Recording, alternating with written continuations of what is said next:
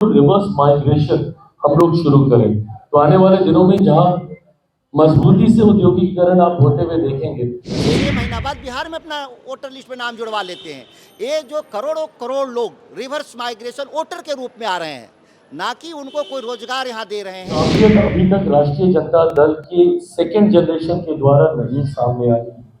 पहली बार खाता खुला है, इसीलिए उनके पास तो कोई अपना व्यक्तिगत स्टैंड है नहीं। बाकी चीज़ें अफवाह के लिए जो भी वो बात करते रहे रहा था। और जो सत्तारूढ़ दल था उसको 20 से 25 हजार मतदाताओं का एज था। क्योंकि हम पिछली बार से ज़्यादा वोट पाए हैं, याद करिए, हम पिछली बार से ज़्यादा वोट पाए हैं। चिराग पासवान ने कहा है कि आपके नेता के पास काबिलियत नहीं है राजनीति करने की।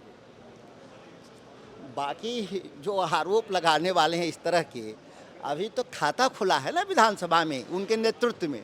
इससे पहले तो उस पार्टी का बिहार विधानसभा में खाता भी नहीं खुलता था। एक गुजरात मॉडल जो चुनाव में है, जो सरकारी धन से मतदाताओं को प्रभावित करके, वोट को प्रभावित करके, आदर्श आचार संहिता को धज्जी उड़ाते हुए जो मोदी जी का जो गुजरात मॉडल जो बिहार में आया है चुनावी मॉडल, उसमें उनका पहली बार खाता खुला है। इसीलिए उनके पास तो कोई अपना व्यक्तिगत स्टैंड है नहीं। बाकी चीज़ें अफवाह के लिए जो भी वो बात करते रहें।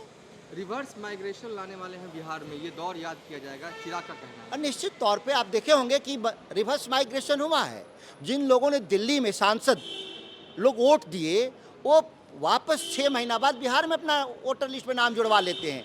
ये जो करोड़ों करोड़ लोग रिवर्स माइग्रेशन वोटर के रूप में आ रहे हैं, ना कि उनको कोई रोजगार यहाँ दे रहे हैं, ना ही उनको कोई आर्थिक सुरक्षा दे रहे हैं। केवल वोटर के तौर पे वो रिवर्स माइग्रेशन है, ये मैं जानता हूँ। और इसीलिए SIR का हम लोग देश भर में विरोध कर रहे हैं। और चुनाव आयुक्त के खिलाफ इस देश में हम लोग इम्पीचमेंट मोशन लाएंगे पार्लियामेंट के भीतर।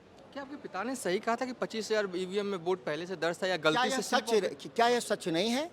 अभी मानते हैं? क्या सच नहीं है हाँ।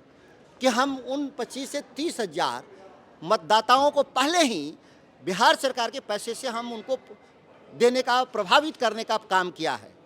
ये अतिरिक्त वोट है।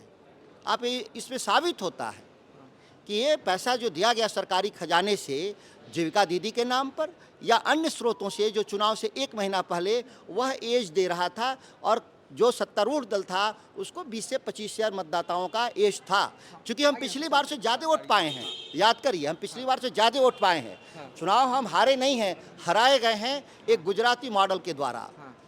एक आखिरी सवाल होगा मेरा कि रामगढ़ के विधायक बने हैं, वो मायावती के जाते हैं, चरण स्पर्श करते बैठ जाते हैं, क्या इसको आप सही मानते हैं, जेस्चर था या आपको गलत लग रहा है? वो जो इस तरह से बहुजन समाज पार्टी पिछले कई वर्षों से चलाई जा रही है, उसके बारे में सभी लोग को जानकारी है कि ये कांसीराम की बासपा नहीं है, मायावती की बासपा है जो माया से चलता है। और वो इसीलिए वो पार्टी उत्तर प्रदेश में ख़त्म हो गई, जिसके कोई भी केवल एक MLA हैं और एक राज्यसभा हैं। तो पार्टी का एक बिहार में होता ही है उनका, कभी ना कभी एक MLA बन जाता है कभी कभी। तेजस्वी तैयार हैं अगले संघर्ष के लिए? आरजेडी तैयार हो खड़ी हो? तेजस्वी जी के नेतृत्व में हमारी पूरी पार्टी संघर्ष के लिए तैयार है।